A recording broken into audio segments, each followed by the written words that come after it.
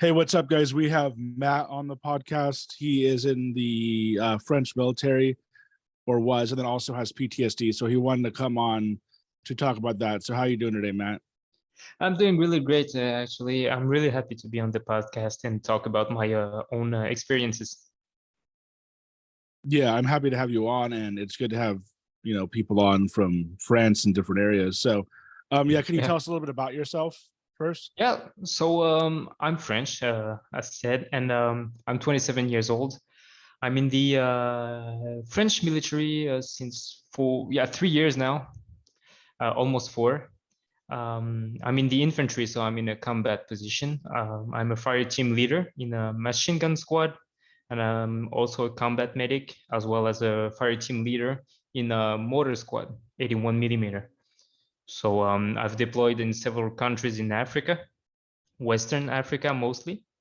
And obviously there was a combat and some tense situations. I've deployed twice before being diagnosed with PTSD. Okay, so you're still in then? Yeah, I'm still active duty. Yeah, exactly. Okay, and because of the PTSD, are you still like totally like? Do they know you have? Does the military know you have PTSD? Yeah, they do. The thing with PTSD, it can take many forms, you know. Um, for me, luckily, it doesn't stop me from living my life. I mean, it takes the form of, how can I put it, memories that comes back. For example, helicopter sound triggers it, for example. But I don't have any problems with sleep or anger management. That doesn't happen to me yet, I think. Well, I have to work on it, obviously. I'm on therapy right now. Okay, and so how old are you? I'm 27. Okay, and where in France do you live? Eastern part of France. Okay, and so yeah, so how long do you plan on being in the military for? Like, is it just going to be like a 4-year thing, and then you're going to get out? In France, you have a 3 years or 5 years contract. So I signed up for five. So yeah, I'm gonna do my 5 year contract, and that's gonna be it for me. That was the plan all along, to be honest. I signed up for 5 years, and I wanted just to do that because I wanted to have like a real family life, you know, be at home, be there for my kids and everything. Yeah, and so the military knows that you have the PTSD. Do they do anything about treating it like while you're in, or is it just kind of like too bad, like deal with it?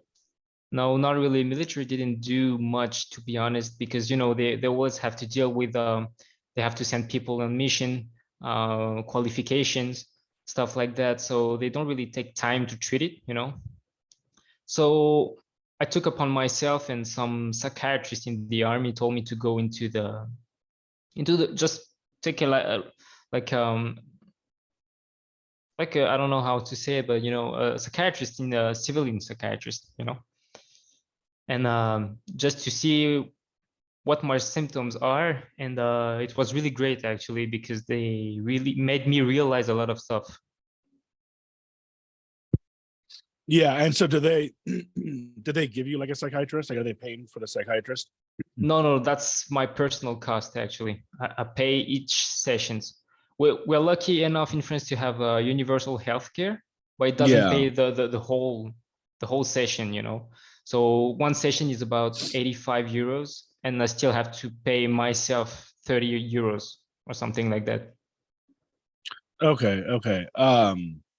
Yeah, it is nice that you guys have the universal health care. We don't have that here in America, and it sucks. Yeah. I think most people want it, but yeah. So so yeah. So let's just start with the military, the French military. I don't really know too much about really anybody else's military but our own, and even our own I don't really know too much about. But so like what kind of like are you guys in like a war right now? Well, that's the difficult thing. The government won't say it's a war, but if you ever ask a combat unit, yeah, there's a war going on. It started in 2013 when Malia was invaded by terrorist groups. So Malia asked France for the help. So we went over there. I wasn't in at the moment, but we went over there to fight terrorists. It was ISIS and Boko Haram over there. So France went over there and we just shut down the main operation, which was Operation Barkhane. And we just ended it this year, actually. So it was 10 years of war, ongoing war. And where was that? Did you say Malia or? Yeah, Malia, we had Burkina Faso, Mauritania, and Niger, mainly. Okay, so are those are all in Africa? Yeah, Western Africa. Yeah, exactly. Okay, and this was like ISIS kind of Yeah, that was taking over, like taking over yeah, Africa, yeah, or is yeah. it? They took over. Yeah, they took over really in Malia. France pushed them back in the desert, so they had to go back to Syria and Iraq. But you still had some small units like Boko Haram and other new cells, new terrorist cells that came up, and it was pretty easy for them because the population are really poor over there. So they come, they have money, they offer you a new motorcycle or a new pickup truck, you know. So obviously the young people who don't have a job and don't want to be farmers all their lives, they take the guns and they just wait for a call and do an attack when they see French or US for that for the matter. The young people in Africa will just join forces with ISIS Yeah, yeah, basically, yeah. just But because they don't want to be they don't have like a you said. future. They don't have a future, to be honest. That's the thing. That's the thing about it. Yeah, so they kind of look at it as they'd rather pick up guns and fight than Yeah, you I know mean, there's people yeah. coming to your village and telling you, okay, we're gonna give you money, every time. If you need something, we're gonna give it to you. But if you ever see a French convoy, you call us, and if we tell you to shoot at them, you do. That's about it. Yeah, that's how it works. Man, yeah, it sounds really just like it just sounds like really crazy, just the idea of kids with guns, and and it's like they don't really have any like type of, it's not like really like a military, right? So it's like they Yeah, probably don't yeah, really yeah. have any like it's really just chaotic, right? Like they don't really have any orders. It's just like they're Yeah, just it's kind of. insurgency. Basically, you can cross path with a guy on a motorcycle. He's gonna mad dog you. He's just gonna look at you. He's weird. And 200 meters later, you're gonna get shot at. And 1 kilometer later, you're gonna see the same dude on the motorcycle. So it's him, but you can't do anything because he's not armed at the moment. They have weapons cache and everything. So yeah, it's sometimes really hard on the nerves. And how old are these kids? Pretty young. Oh yeah, of 18, 19, 20 maybe. Oh, okay, I was almost thinking even younger than that, like cruising around on a Oh, motorcycle with a well, gun. It's like, myself, I'm lucky I never had to encounter like kids. yeah, they were It all. it happened, Yeah, but myself, I never saw it. And yeah. I'm pretty lucky, to be honest. So yeah, I'm really actually like pretty curious about this whole situation going on, because I don't really know too much about any of it Mhm. really, which is sad. You know what I mean? It's like sad that like I don't know too much about this, and it's like just devastating. Like, but us Americans, and we're not really getting involved at all, right? In Africa. The US was in Niger. Well, still is in Niger. You guys had some special forces who died over there actually in some region of the country a few years back. So that was a great deal for us too, because it meant that the terrorists were ready to attack, to make like organized attacks. And that's the Okay. thing, because insurgency, when you fight like small groups or just one or two people at a time, you can manage that. But once it's a whole village, like 20 guys that organize themselves to attack a convoy, that's really difficult to manage. Yeah. And so they're basically Africa. You said Malia, Niger, and Mauritania or Mauritania. Mauritania and Burkina Faso. Okay. And what country is it, like multiple countries? Are these all different countries? Yeah, those are all different countries, but the thing is, it's all desert for the most part, so there's no real you can control the borders, you know. They just cross from one Yeah. country to another, and we as military, we cannot cross borders like that, you know. You need like approval, that's politics, and we can't do that, and they know that for a fact, so they play with that. They attack us from the border, we can't do anything, so we have to, you know, play around, and they have to also. Oh man. So it's kind of like they're almost just like, it sounds like they're just like almost like fucking like with you guys. You know what I mean? Oh yeah, Like yeah, it's they like, do. They do. They really do. yeah, yeah.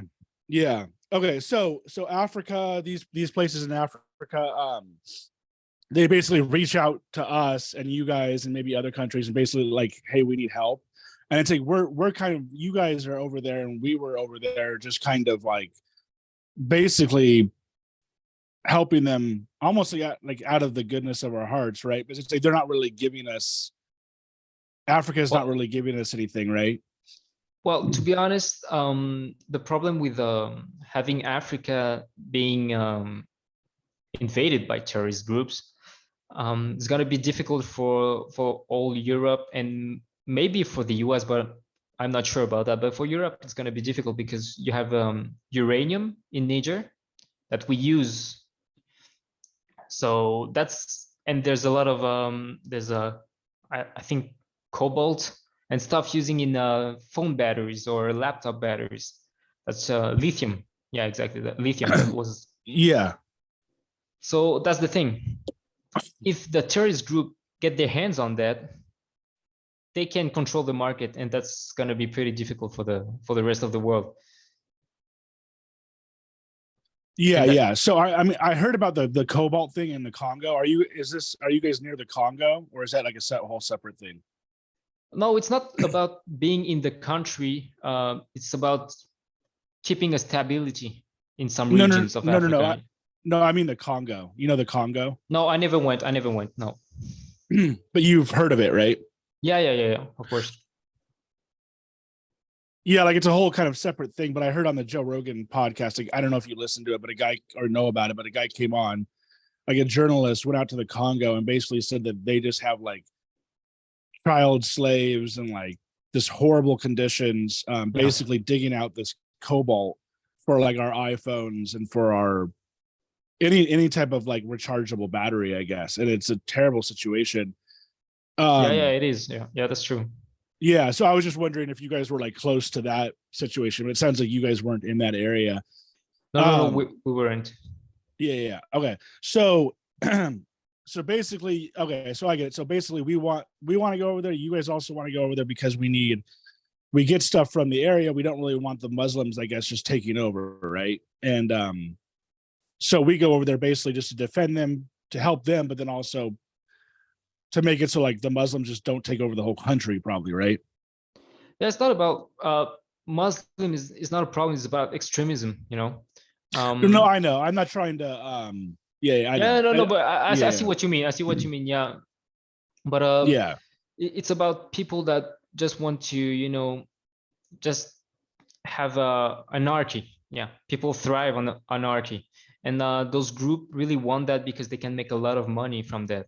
That's the thing, and we absolutely need to stop them because under those countries you have the Guinea Gulf, which is the route to Europe by sea, basically from the western part of Africa to Europe, and a lot of our transport come in this area, you know. And I'm sure you heard about Somalia and the pirates.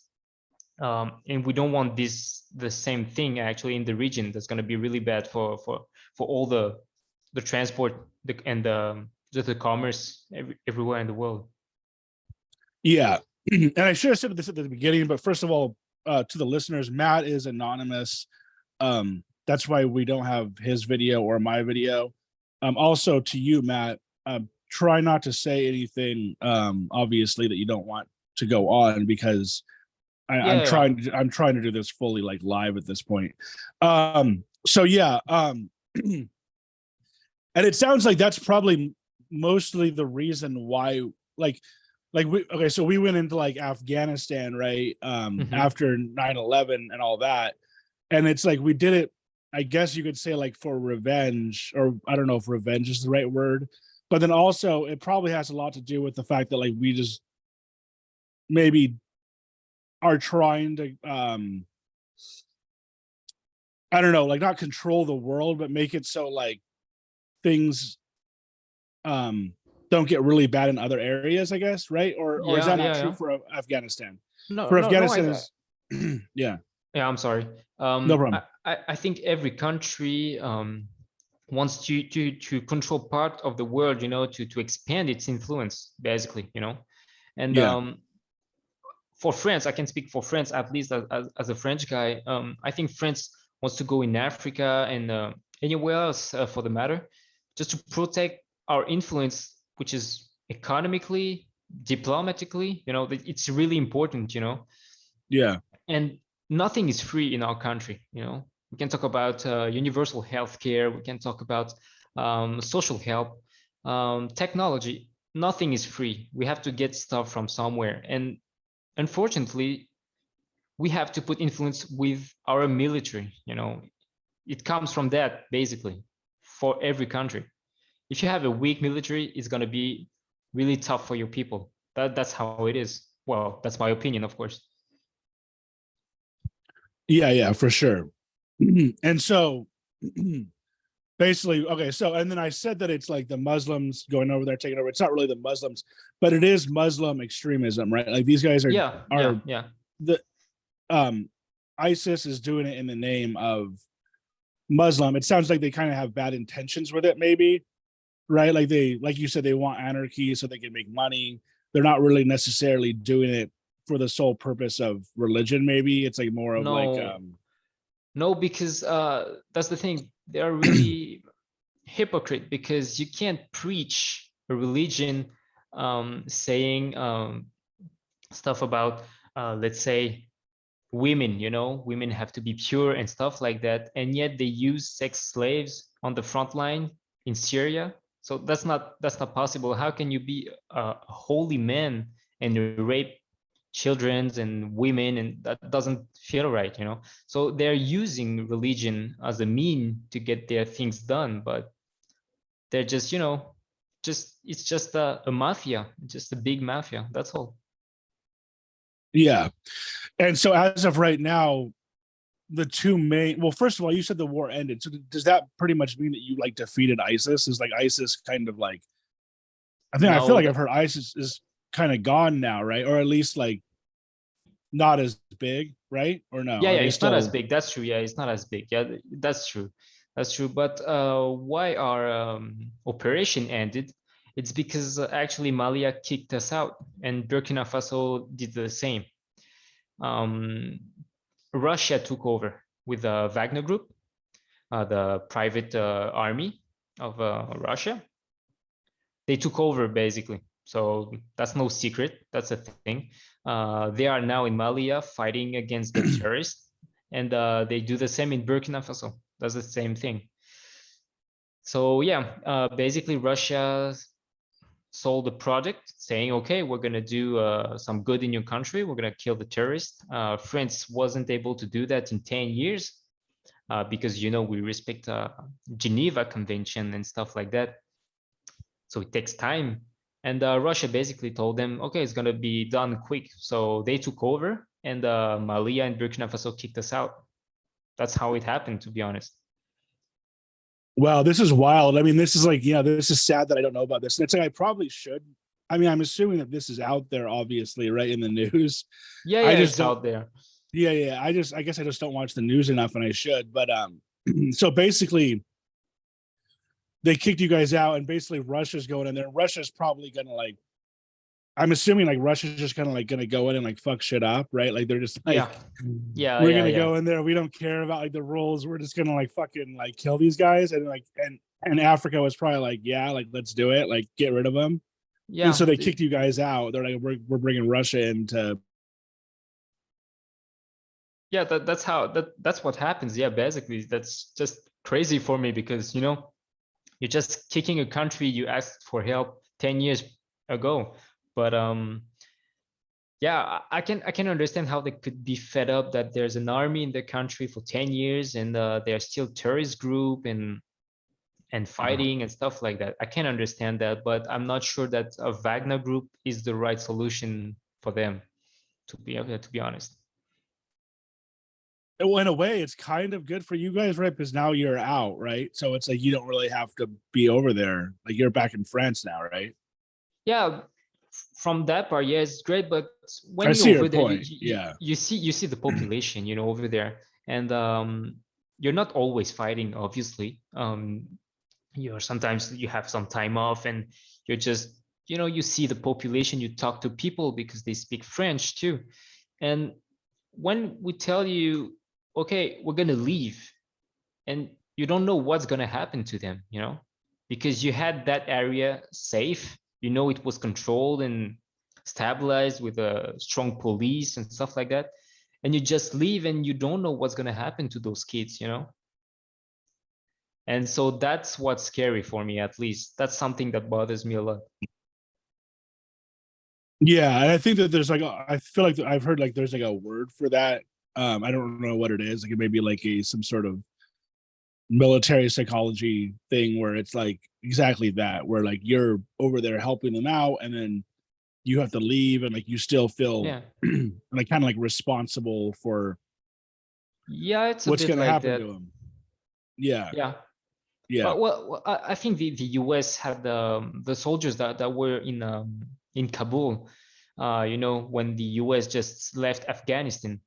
I think they felt that like really, really a lot because they saw the real problem over there. When you guys left, and it was a mess, not because of you guys. That was just what needed to happen at one point. And yeah, I think those soldiers felt the problem, and just seeing the civilians just left with the Taliban, yeah, that doesn't sit right with people, I think. yeah. And not only that, but weren't there still like, when that all happened in Afghanistan, there was like still people over, like our own people over there. Like Mhm. I felt like people were over there like visiting or something, and then they got like just stranded there, and they were like stuck in Afghanistan, and Yeah, we that's left or crazy. something. Yeah.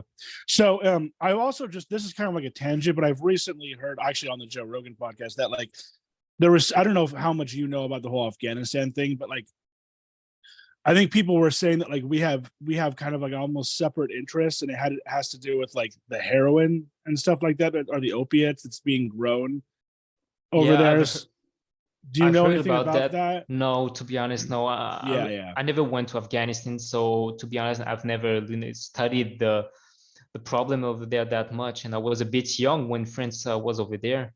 So I've heard about it, about the opium and or the opium trade, basically, but I don't know anything about it.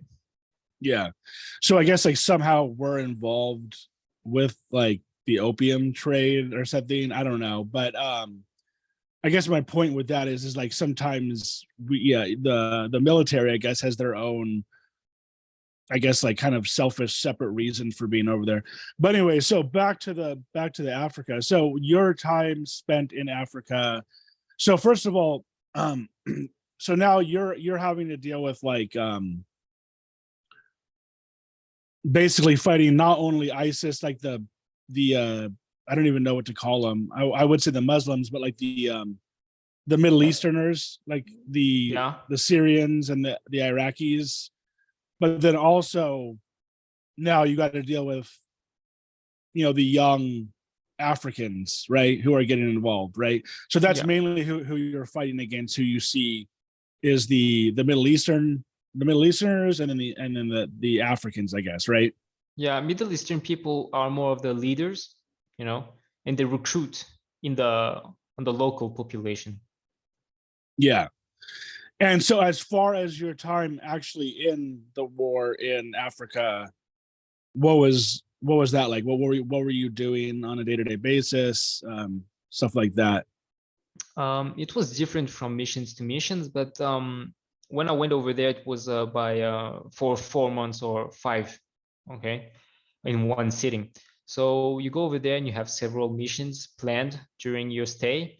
Um, so you can have patrols. So you're in armored vehicles, you're in convoy, and you have to patrol certain area, just to show that France is here. We're here, we control the area, so we can stop the terrorist group from coming here or doing trade or stuff like that.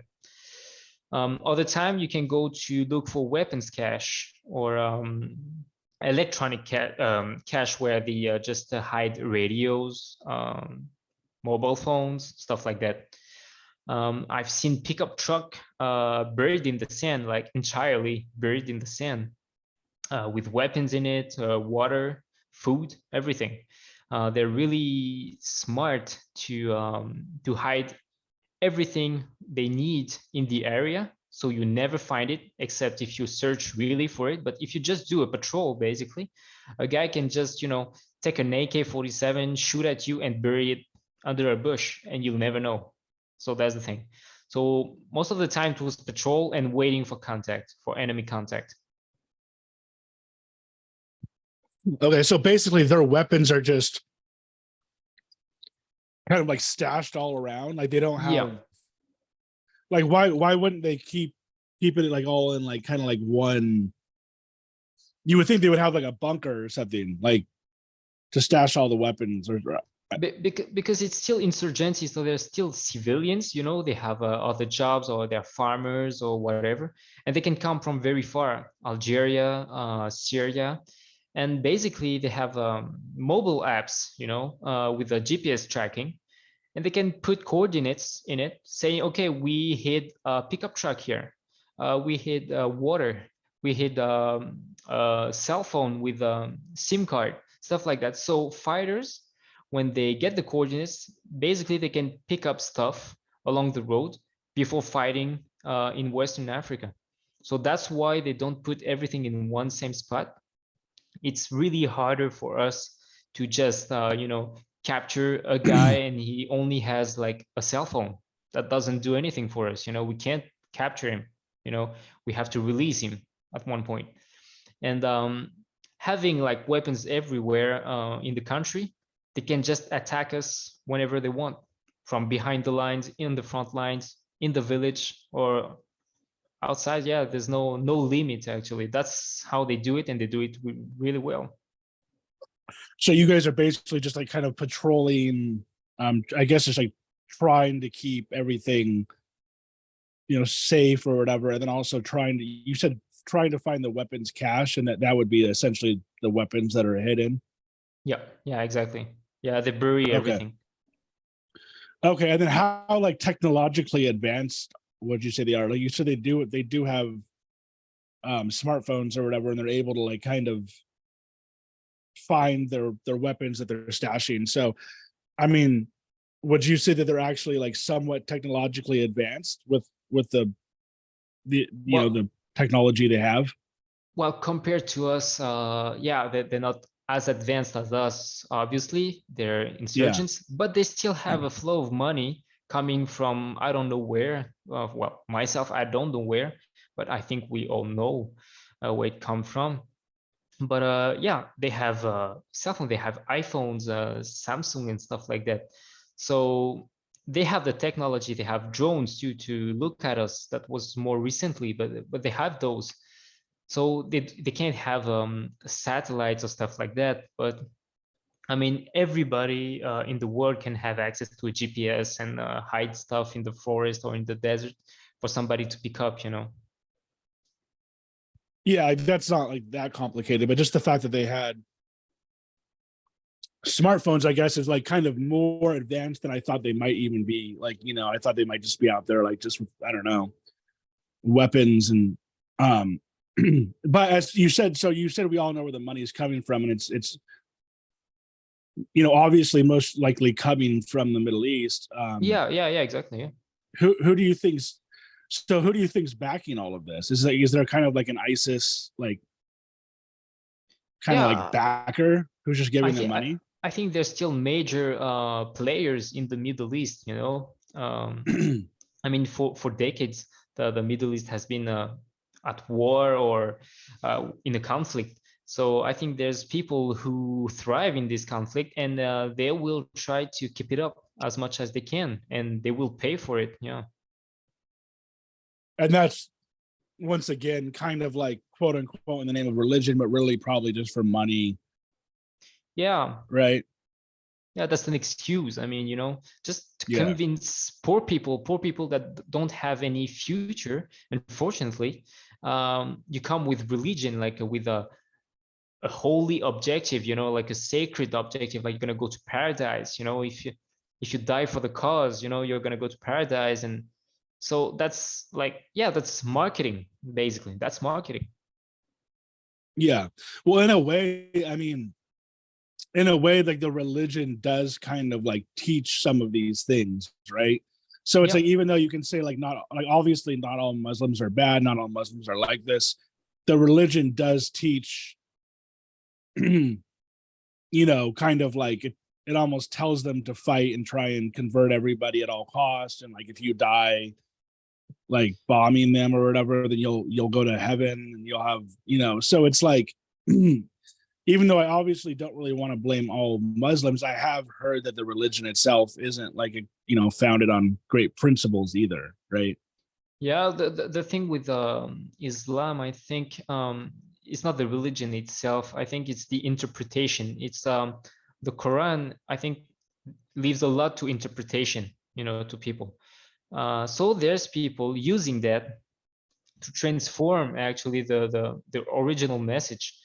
And I think that's what happens, unfortunately, to Muslim all around the world, because that's a really sad thing, because you have people using just other people, and I don't know really how to explain it, but you transform the original message and tell them, yeah, that's how you're going to get to paradise, but obviously it's not like that. It's not working like that. Yeah. And are there any other like religions out there, like such as Christians or anything else who are like feel like the need, like we need to like do something about this? There's a lot of Christians actually in those parts, and on several countries around, there's a lot of Christians, but they live peacefully with Muslims for, I mean, for as long I know, But when extremism came, obviously there was a big problem between them, and yeah, you see a lot of Christians in the local armies as well as Muslim in the same ranks, and they fight together against extremism, and that's pretty cool. Yeah. But I mean, obviously, like the Christians aren't gonna like go in there and like start fighting. Like I think back in the day, that's isn't that like what the like the holy wars or whatever, the religious wars, isn't that kind of like what happened? Like the actual Christians were fighting. Yeah, well, yeah, in the Middle Age or something like that, yeah, it was like that, but if but you're now over but there and now it's just kind of like obviously left up to the military, right? Like there's not like Christian civilians like getting involved or anything, right? no, there's not. But Yeah. because when you're over there and the population knows better, of course, knows better than us, it's obvious it's not a religious thing, It's obvious it's not a religious crusade, You see those people fighting, and you know why they fight. They fight for a pickup truck, they fight for a motorcycle, they fight for money or for a TV or stuff like that. Yeah. So I was going to ask you before, but in terms of the two, I was thinking like the main enemies right now are kind of like I guess would be ISIS, and then also kind of like Russia, right? In a sense, because Russia's attacking um Ukraine. So Yeah. the two like enemies that we kind of have to like fear right now is pretty much Russia, and then also the Middle East being ISIS. And are there any other groups besides, like, what would you call?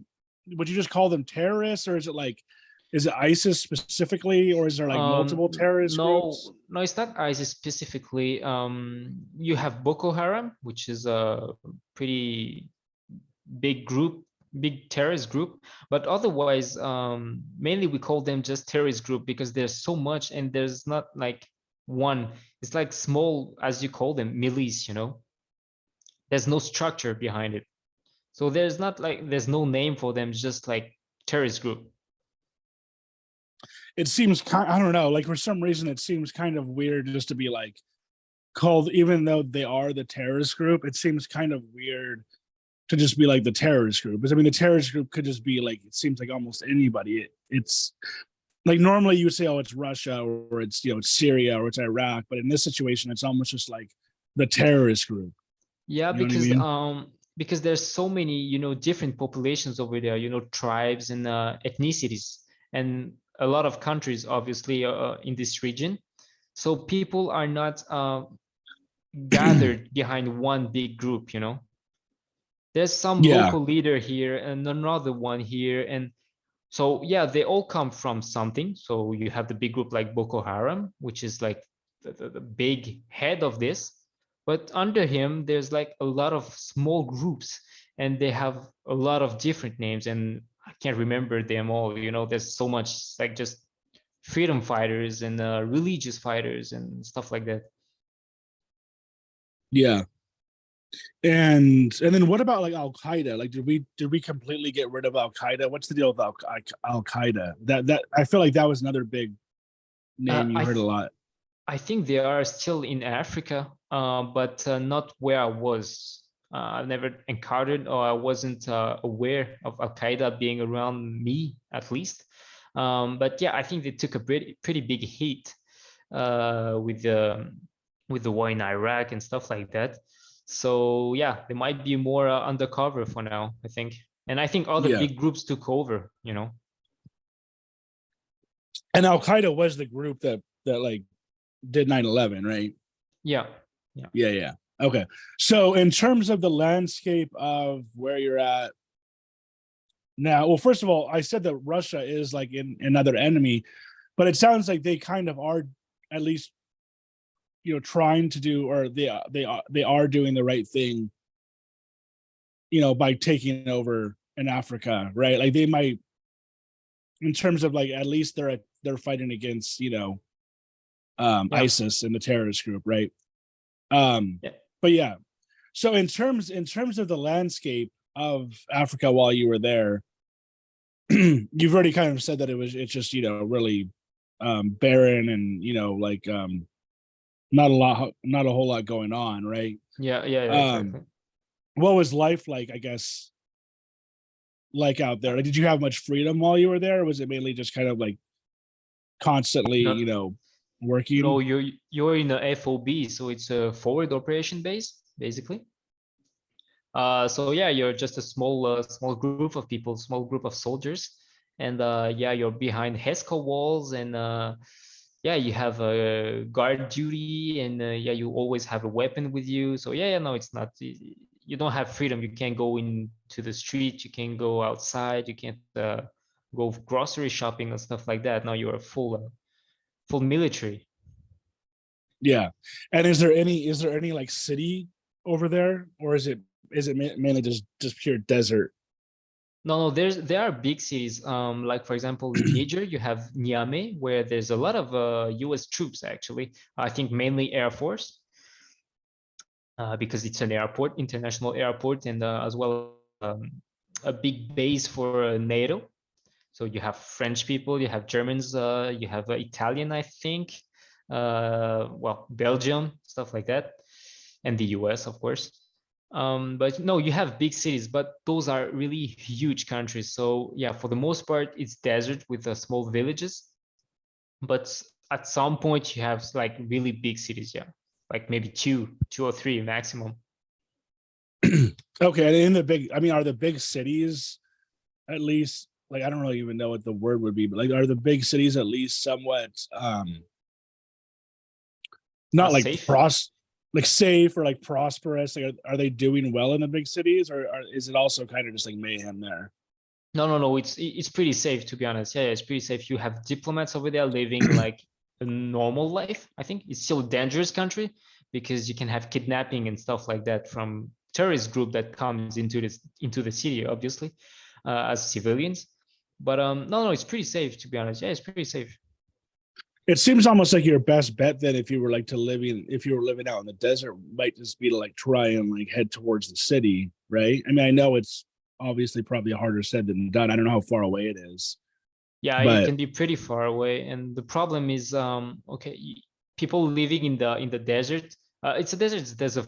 It's not only sand, it's rocks and bushes and stuff like that. So you still can have goats, camels. So if people go to the city, they have to abandon that, and they don't know what's gonna happen to them in the city. There's a lot of begging. There's yeah. a lot of poverty. Oh yeah, no, yeah, I totally get that it's not easy just to go to the city, but Yeah. I would almost think that that might, it's like almost like your only chance, right? Is how far away were you in the desert from the city? Oh wow, I was maybe to the US kids, not that much, but for us Frenchies, we're most like, I don't know, 6, 7 hours away. Of driving. Yeah, driving, yeah. Yeah. And that's like, yeah, one road, there's one road, nothing Yeah. else. And in terms of the area that you were at, so yeah, like I mean, what is it like? Like I'm because I know that it's a third world country, obviously. Like, were you seeing any like African tribes out there?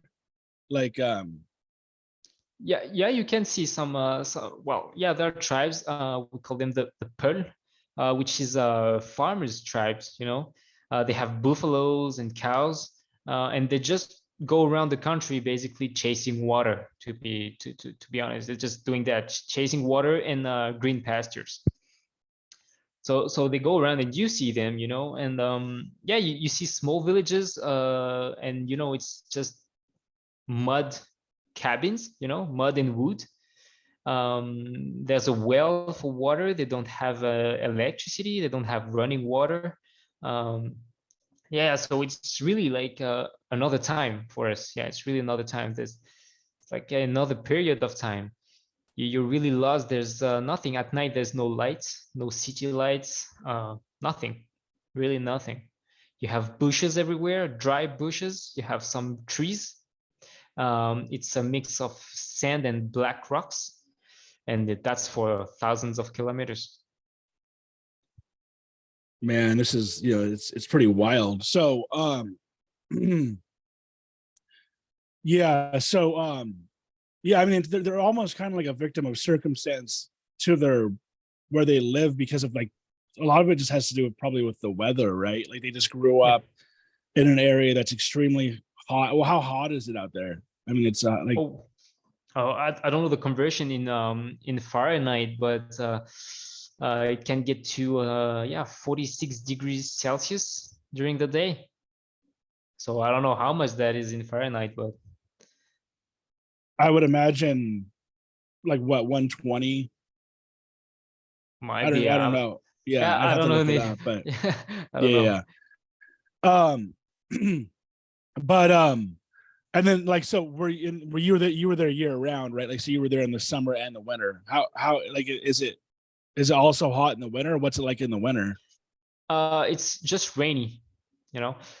There's only two seasons. To be fair, there's like the dry one. Well, everything's burned, no water anymore, no river, no nothing, and then just heavy rains come pouring for days on end, and everything's flooded.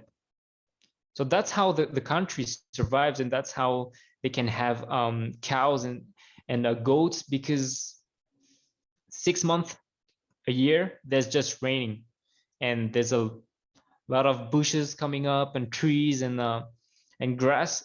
They can eat it up, and then it's dry for another 6 months.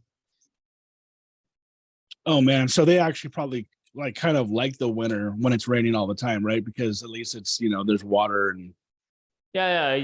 Well, it gets pretty hot because it gets humid, so the temperature yeah. doesn't go down that much. It's probably around 30 degrees Celsius, so it's not that much of a difference. Yeah.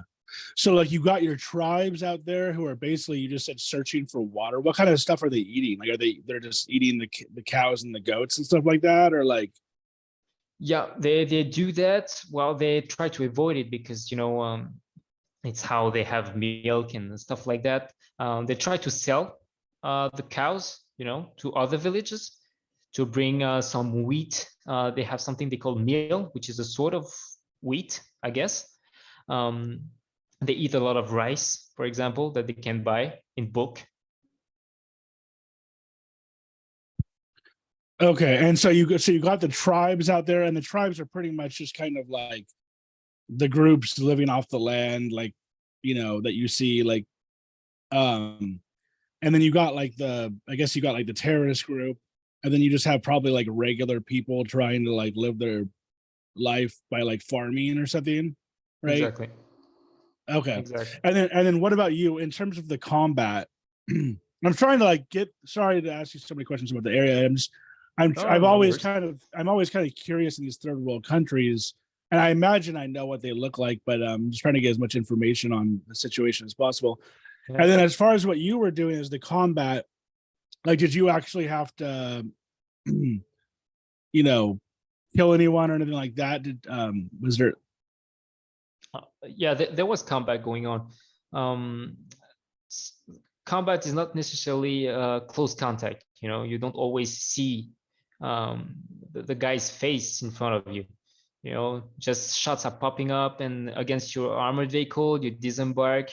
You wait for 20 minutes. Other shots are coming up from another position. You fire in a general direction, and then you do a combat assessment.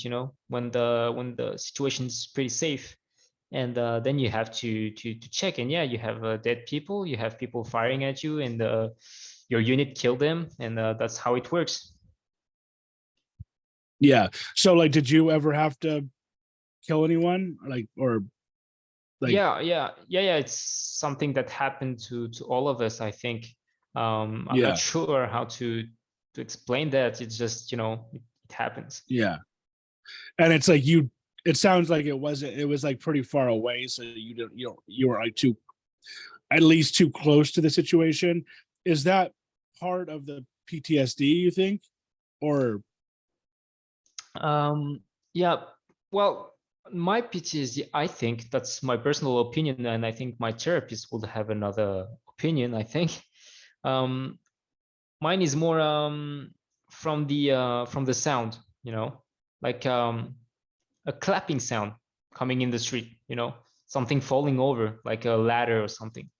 Just a big clap in the street can remind me of like bullets, you know, clapping above my head, and it brings me back for a few moments, stuff like that. If you have firecrackers, yeah, that can bring me back too. I have like the fight or flight response in a few seconds that comes up in my head, and yeah, I have to deal with that.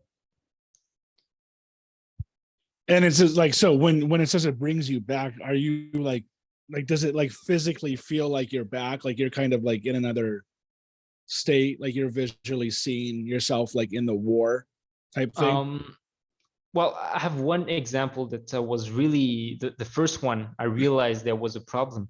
I just got back from deployment. It was maybe 1 or 2 weeks later. I was just laying in bed with my fiance. I was sleeping, napping. She was reading a book, and there was like a small party or festival in the street, and they had firecrackers. And so shots are popping up, the pop, pop, pop everywhere. And I just woke up, wide-eyed, and my brain felt like it just cut in half. So there was a part of my brain that told me, "You're in France, everything's okay, nothing's happening, And the other part of my brain was fighting and saying, "No, there's combat. You have to get ready. You have to get your weapons. You have to get your machine gun. You have to get your helmet and stuff like that. You have to go over there. You have to fight." And I was fighting inside my head for I don't know how long it was, to be honest. Maybe 10 seconds, maybe 1 minute. I'm not even sure. And I was just laying in bed. I was really frozen. And my fiance goes to the window of the bedroom, and she just looks outside, and just saying, "Oh, it's a festival," And I jumped out of bed and I just, grabbed her arm and just yanked her outside the window frame, because in my head she was just exposing herself to get a bullet. I wanted to tell her, just take cover. And my mind was still fighting because I didn't have my weapons. I only had the knife in the living room, and I was like, okay, I need to go down in the street and fight. But still, I could see the party in front of me. So that's how it goes. That's how it happens. That's how my PTSD happens, at least. Yeah, and you just kind of had to you just kind of have to wait it out. Like after like 5 minutes or so, it goes away. Or Yeah, well, she took me in her arms, and I realized that, yeah, okay, that's in my head, there's nothing happening. Just my head is still over there, and my brain is just making shortcuts to fight or flight response, just reacting to a sound, And it happens some of the time. You can have a loud vehicle in the streets or stuff like that, and I just froze for a bit and just looking for my sidearm, at my waist, and I'm just like, okay, no, I don't need that, it's okay. But still, my brain is still like, yeah, but just in case, check what's happening. So yeah, that's how I'm living my PTSD. yeah. And are you kind of like afraid that, potentially like you could maybe like act on the fear or whatever, and like maybe is that Yeah, that's the thing. That's why I seek therapy, because imagine I'm in the street and somebody like just attack me, for whatever reason, or rob me or whatever. yeah, Um, I don't know how I'm gonna react. If I get the fight response, I could get stabbed, I could get shot or whatever, just for a dumb phone or something. I won't fight for it. Normally, I'm like, okay, you have a knife, take my phone, I don't care. It's just a phone. I just want to go home. But if my brain doesn't work properly at this moment and just decide to fight, I don't know what's gonna happen. It's gonna be him or me. And I don't want to kill anyone in France. Don't want to go to prison, and I don't want to die for somebody robbing me. So that's the thing. I need to work on that, because I need to understand why my brain is making those shortcuts to fight or flight, and try to rearrange it, just to realize, oh, okay, no, that's okay. That sound brings me back, but this is why it's bringing me back, because it reminds me of something, but that's okay right now. So yeah, that's a working process. yeah. And is there any like medication that you can take for this type of thing, just to kind of like calm you down or mellow you Uh, out, like if this happens? I have friends who have medication because they have nightmares. They can't sleep. They see faces while sleeping, in the dark. When they're in the dark, they just open their eyes and they see people's face, people who, the bodies of civilians over there or stuff like that. I have friends also who have anger problems. They really got really angry when coming back to France, so they have like medication. But I'm pretty lucky, to be fair. I'm one of the lucky ones, because I don't have those things. I don't think so. I still can take a step back and realize that it's not truly myself, that it's something acting up, and I can just calm down. So for now, I don't have medication, and I hope I won't need it. Yeah. And um yeah, so let's see. Yeah, it sounds like it's, pretty rough. So going back to um let's see, what was I gonna ask? I had a question, but I'm blinking. So going back, okay, so I guess, well, yeah, first of all, going back real quick to the how hard was life out there, like in terms of just your day to day? Like, is it pretty brutal out there? Like, is it just pretty miserable, like for you personally? Yeah, it's pretty miserable, to be honest. At first, you're between, guys and friends, you're just laughing, and it's okay. But after a month, when you don't really sleep because you have mortar attacks at night, you have rocket attacks, you have guard duty, so you have to wake up for 2 hours just to, secure the gate, or you have to go on patrol at 4 a.m. and you only come back at 8 p.m. the next day and stuff like that. So yeah, it's pretty rough on the mind and on the body because you don't eat as much as you want. You eat a combat ration, so that's not pretty great. Um, so yeah, it takes a toll on the mind. Yeah, really, there's no really comfort. You still have internet, so you can talk to people at home, so that helps a lot, obviously. And I can't imagine being deployed for months on end and don't have any regular contact to my family. I think it takes another huge toll on you. Fortunately, I never had to live through that. But yeah, the weather, the sand, the dust everywhere, and you're still there's only men around you, and there's a lot going on, and people are stressed and tired and jumpy, and you have to kind of deal with all that. You have to be mindful of everybody's emotion that can change in a few seconds. You can have people crying for 10 seconds and then laughing, and you have just to deal with all that over there, and it's kind of difficult. Yeah, but you get used to it, but afterwards you realize it was kind of difficult. Like that would happen to like your military partner, like they would be crying and then just laughing kind of like hysterically type thing, or Yeah, it's just because of you're in combat for a few hours. You get shot at for a few hours, and you didn't have much sleep the past few days, and there's just a moment of silence. You're not getting shot at for a few minutes, and just the nerves are going down. And you can yeah. cry just for a few seconds, and then you can realize, yeah, what the hell, why am I crying? I just need to light up a cigarette. And they do that, and they just laughing, and everybody's laughing afterwards because it's contagious. So yeah, you have those moments. That happens not every day, obviously, but sometimes you have those moments, and you have to accept that it's gonna happen, and you have to let people live their emotions too. You can't bottle up everything. It's not possible.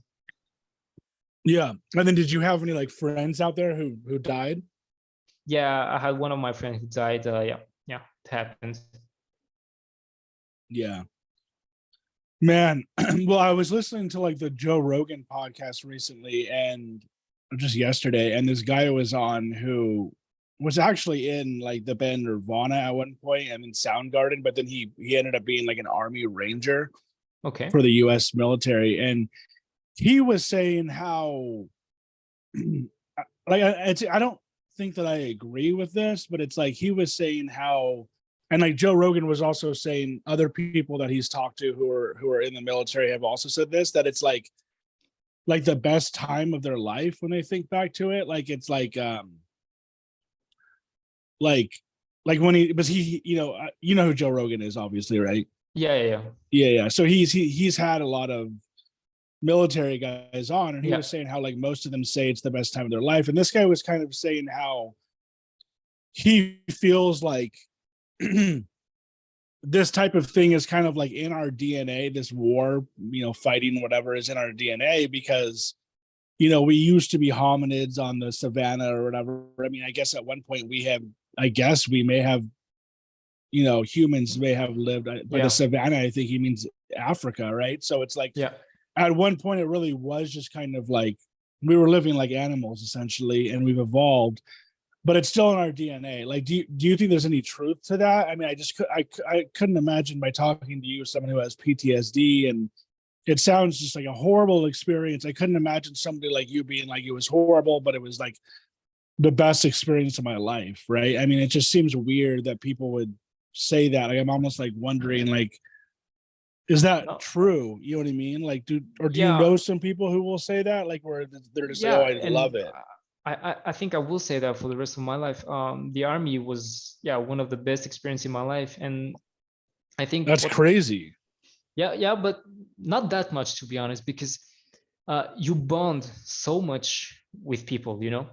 No matter if you went into combat or not, that's still another thing. But when you go to basic training, you you just like you're, I don't know, you're young, you're 18 or maybe 20 or something like that.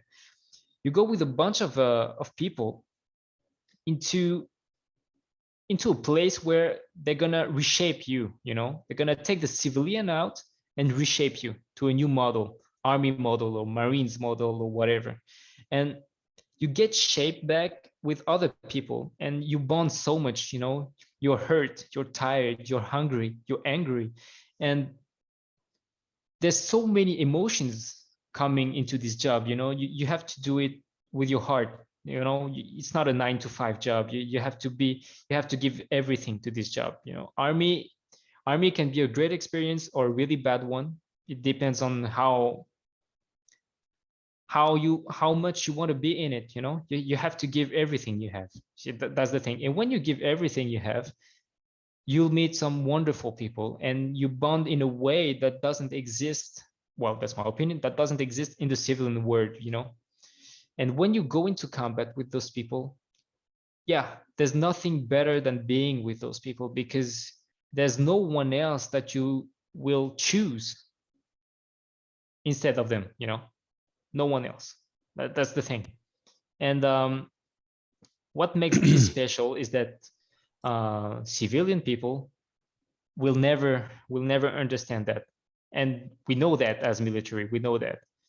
And that's why we say it's the best experience of our life, because we live so much and it's so special. Yeah, but I mean, like, with all that being said, I can understand you're saying it's such like a there is good stuff to it, and like your bonding and all that. But I would just imagine that the bad just trumps the good, kind of like, because you have PTSD now, because you just saw so much bad there that I just couldn't imagine you being like, overall it was like a good experience. Yeah. Even if, Yeah. you know what I mean? Like, it's just crazy to me. Like, to me, I would just be like, no, it's just horrible and I don't want to go back. You know what I mean? Yeah. Well, for a time, I was wondering why I signed up, and if everything I did was worth it. I think everyone in the military at one point will ask himself or herself that, like, was it worth it? And during one deployment, we had to help a convent with nuns inside. There were French and Belgians and stuff like that, and basically they got robbed, and some got raped and beaten, and one of the nun died. It wasn't related to extremism, but just gangsters. And we actually took them out of here, and we saved them basically. And no matter what happened before or after, I was part of that. I was part of saving those women. And I came into a foreign country, and they were there for a decade because Vatican sent them there. And I just came, I was a young guy, and they just look at me and we saved them. And that was worth it. All my service was worth it just because of that. So that's part of why it's the best experience in my life. It taught me so much about myself, about others, and about what we can do to help others. Yeah. So if you had to do it all over again and go back, you would go back. Yeah, I would definitely. Yeah. And so you said that in that convent, the nuns, you said they got robbed, but then one of them got raped, and then one of them died. Yeah. One of them tried to well, several of them went to go for help to the nearby village, and basically one of the gangsters shot one of them in the back, and she died on the spot. And we came after that, obviously. And they were not traumatized or especially scared, or they just wanted to get out, and we were there to just do that. And that felt good. That felt really good. Yeah. So, I mean, it sounds like, it's just like, when I hear this type of stuff, it almost sounds like they're still kind of like almost just living like, I mean, I hate to say it, but it's like almost just like some of the people are almost just like still living like This kind of like with an animal mentality, right? Like just kind of like take what's, you know, Yeah, take yeah. what's So mine, almost like no morality, right? I mean, and obviously like there's obviously that everywhere. Like there's rape and there's murder and there's, mhm. but it sounds like out there it's just almost like this total anarchy where like, like Yeah, anybody will just, you know, but rob but you the and murder you and have like no like guilt about it, right? I mean, but the thing is, what would be in the US or France or Europe or first world, country. Um, it's just that we have a future. Not everyone, of course, some people have, it's unfortunate, but you have bad lives and make bad choices or just bad luck, and life's gonna be really tough.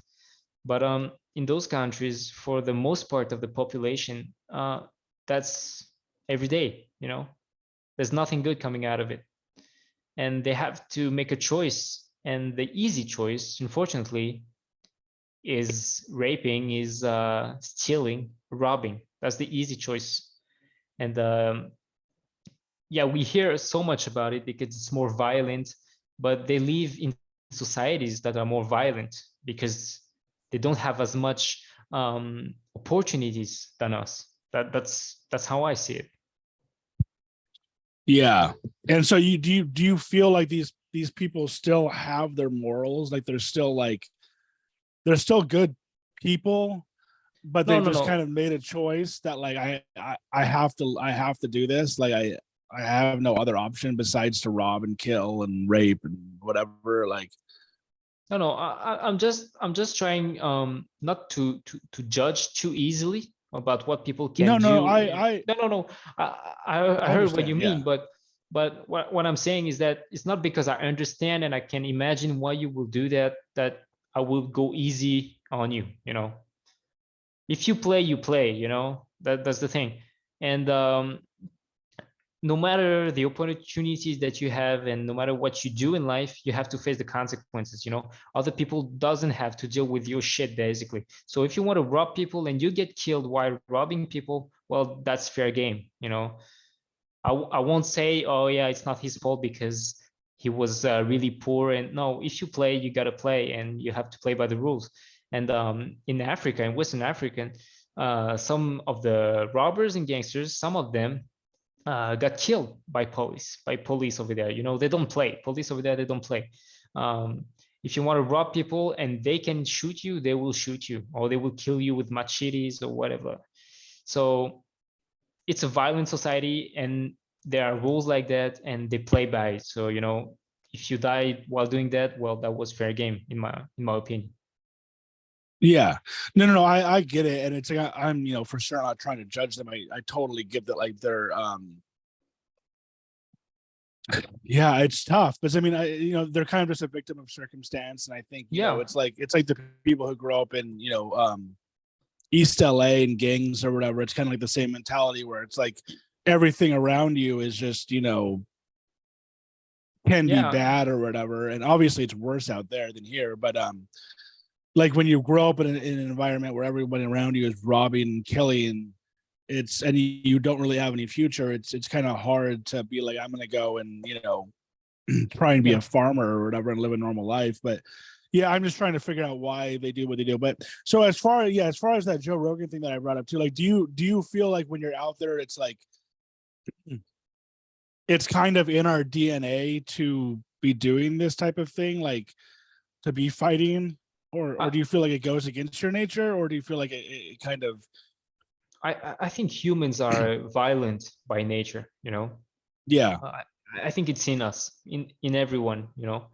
Um, but luckily, our societies have evolved enough to not, you know, um, recognize violence as a way of doing things. But yeah, I truly yeah, believe that it's on our DNA fighting. I mean, we had so much war on this little blue planet, for thousands of years. It's obviously in our genes and in our blood. That's the thing. yeah. I mean, like like I personally have, and I think that most people would probably say this, like I don't really personally you know, feel I don't think that like I'm a violent person. I'm not a violent person. But do you feel like even though I say that and I've never been violent and I'm not, like there's still something in me and maybe everybody that kind Yeah. of like you just said has this violence in them and like maybe like almost like needs to get it out kind of thing like I don't think it needs to get out, but I think it's there. And you have yeah. everyone has its primal instinct, survival instinct. And I mean, if you look at testimonies from World War II, like Marines in the Pacific or the army in Europe, and you see teachers, young kids, just workers, normal people going to war across the world and fighting and make it out alive. And when they give you testimony, you realize, yeah, they killed people with bare hands and stuff like that. They're the same people, but they had something in them. So yeah, I think it's in everyone, and everyone can become violent at a certain point. That's nature. We're still animals. That's in us. It's just interesting, but it's like there's that, but there's also like for one, I mean, I know that I could become violent, obviously, if I had to, but I don't know if I could. Like when push came to shove, I don't know. I mean, I definitely wouldn't run towards violence. I'd run away from it. But it's like, and this isn't me like trying to like pat myself on the back. Like I feel like there are times when I could, probably be more. I don't want to say be more violent, but like, I'm not the type of person who would get into a fight or anything like that. I don't know if I would do good, and I don't think that I would do good in war. And like when it comes to the whole like the violence in this type thing, it just kind of like seems the whole PTSD thing kind of seems to go against that. Like there's a reason why you have your PTSD, and it's because ultimately you're like a good person, you're a moral person. You don't. I'm not saying like you feel guilty about what you did. You shouldn't because you were just doing your job. But like there's something about that experience that like obviously doesn't sit right with you, right? And not only you, but anybody. Like if I was to go, or most people, Yeah, there's yeah. obviously some people who would like just probably just love it, but like I mean, there's obviously something that like kind of goes against the violence in you, I right? Like you, understand what you mean, but the thing is, well, for my part and my friends in the army, we grew up in a civilized society with rules. You hurt people, you go to prison. Okay, we've been raised like that all the time. You do a mistake, you're gonna pay a fine, or you're gonna punish, or whatever. Um, if you get rid of all those laws and rules, there's no need to not be violent. It's the survival of the fittest, basically.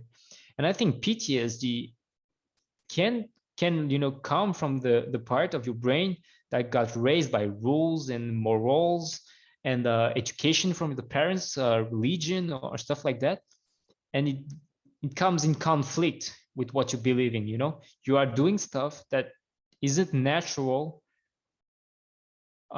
compared to how you were raised. But in the end, if you raise a child without those rules, I don't think there's PTSD behind it, because it's the new normal. yeah. So you don't think we're necessarily like born with morals? Then you think those morals were like instilled in you at a young age, kind of like? Yeah. Do you think that we have any type of morals as like babies, and like if we weren't as Americans, or you, the French, if we weren't raised with these rules and these laws and our parents telling us it's bad, you really think that like you could just go and murder someone and not feel bad about it like at all? Yeah.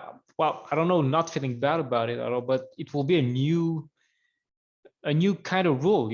You have to kill to get stuff, and stuff like that. And I mean, when you see kids, I don't want to criticize kids, that's not the point, but you have to remind them, okay, don't hit your brother, don't steal the toy from your brother or your sister.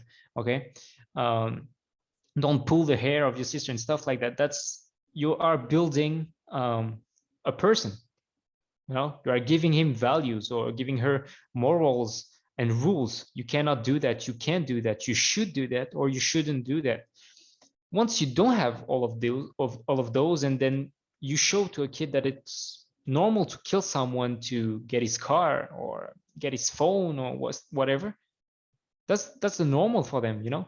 There's no other social codes. That's the thing.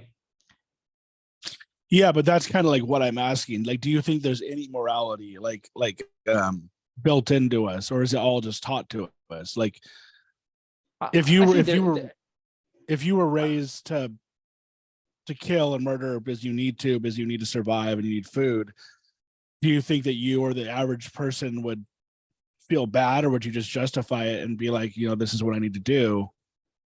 I think we're social animals, so you can feel empathy towards another human being, you know.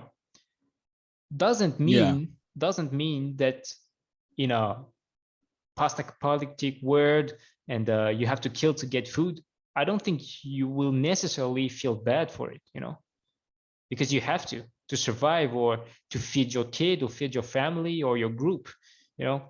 So I think our values can really change in a matter of days if we need to.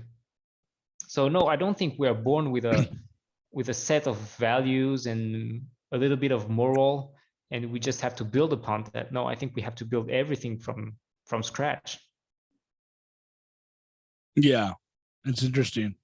So yeah, so back to the, I kind of went back from the PTSD part because Yeah. I lost my train of thought. But so I feel like in America, like when we were talking about you you know, having the PTSD and kind of like, I don't want to say freaking out, but kind of like, you know, worrying or whatever.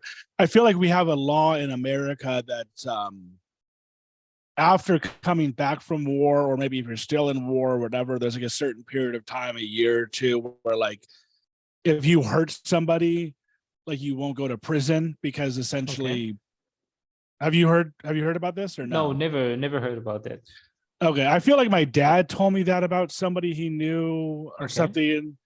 But I'm just kind of like wondering if I was just going to ask. I think that was the question that I was going to ask, and I just totally lost my train of thought. But like, if there was any kind of like rules like that to like kind of protect you as a you know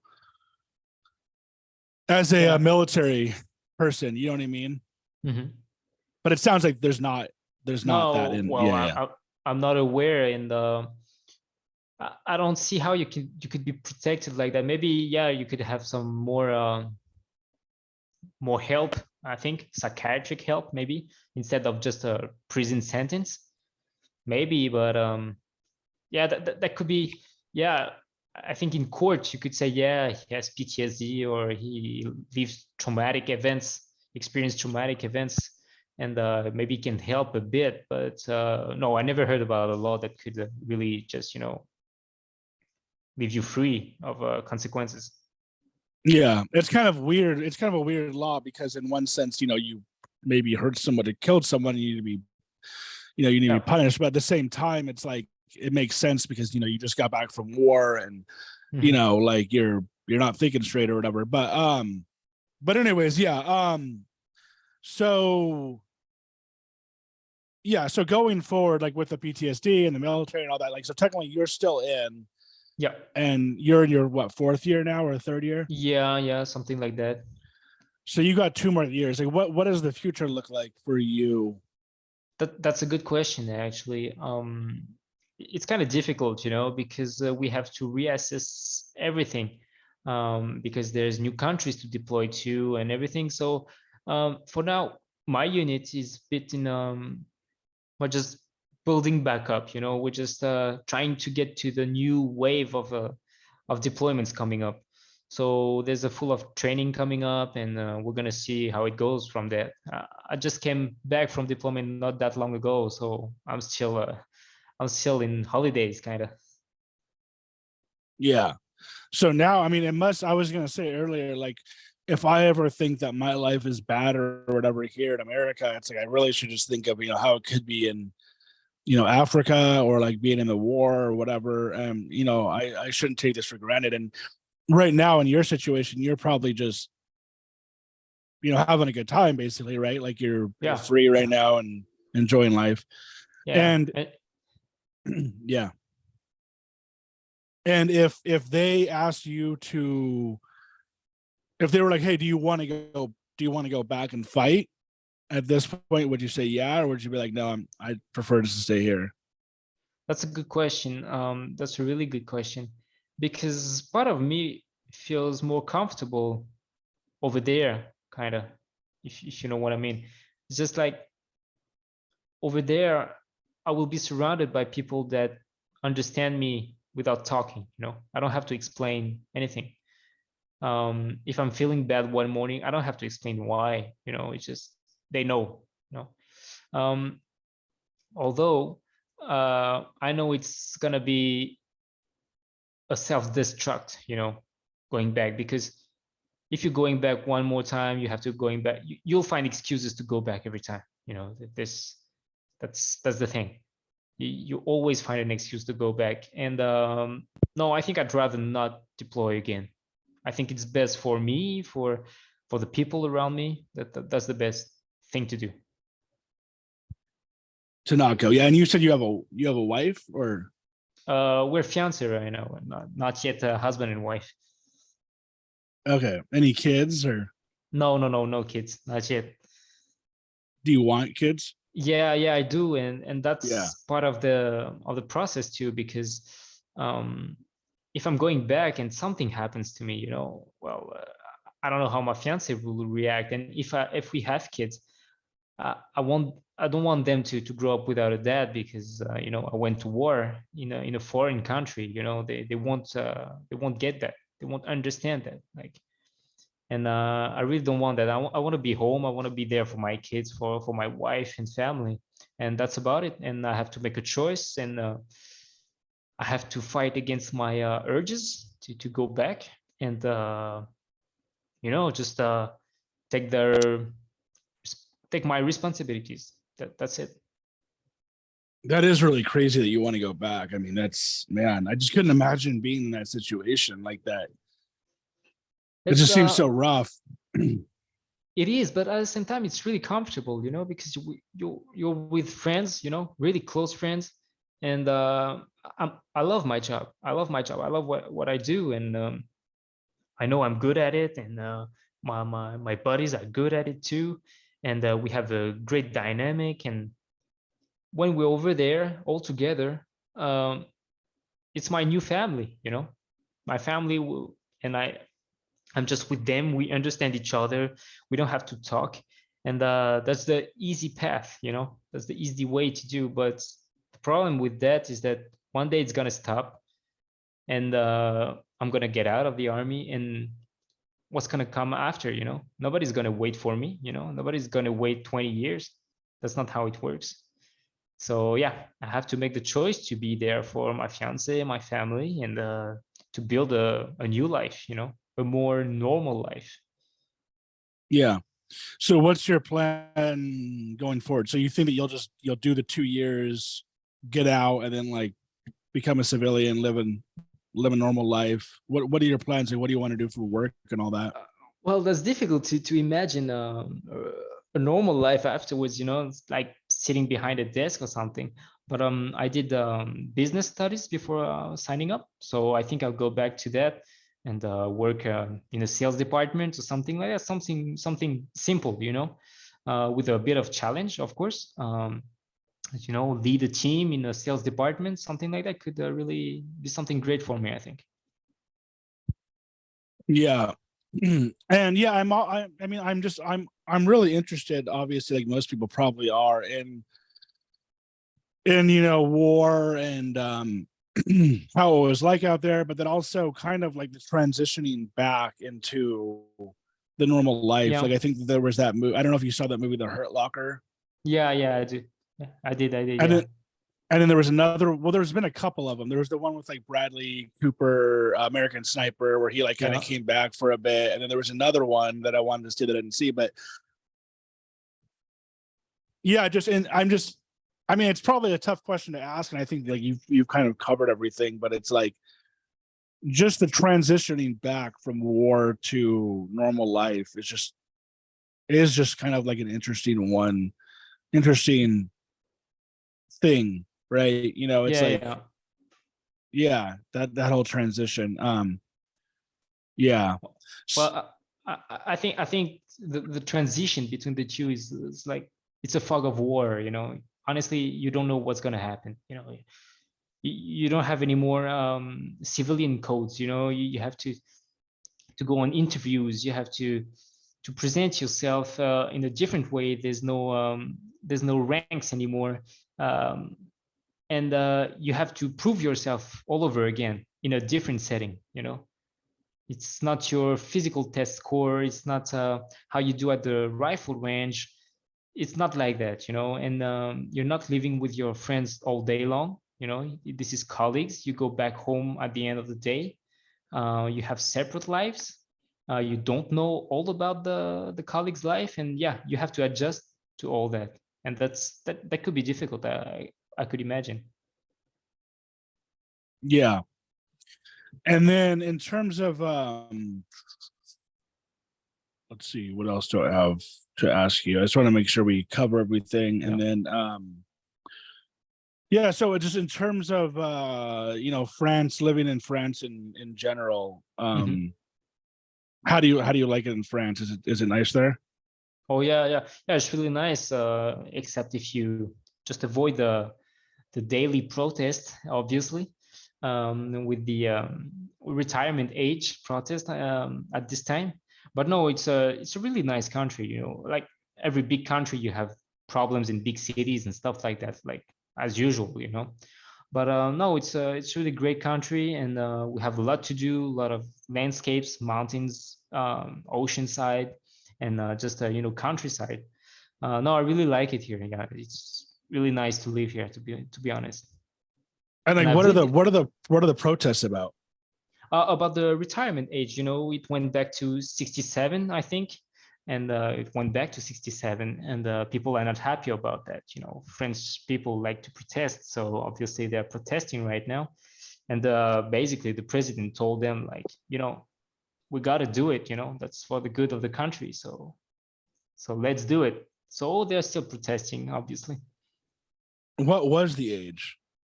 It was 64 or something. I don't even know. I don't even know because in the army it's different, so I didn't really care about that for a while.